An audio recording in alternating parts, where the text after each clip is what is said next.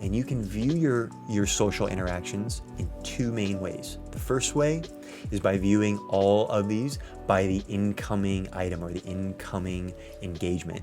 So as a comment is made, as a private message is sent to your profile, this will pull in all those conversations regardless of what post it's on. They will come in live and direct, as we mentioned, to the review section, so you can manage those in chronological order if you need to as well. This is going to be a great view for managing conversations in a timely manner.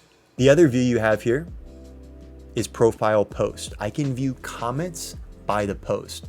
Now this view is going to show you every single post that you've published for that particular profile. So right now we're looking at all of our Facebook posts.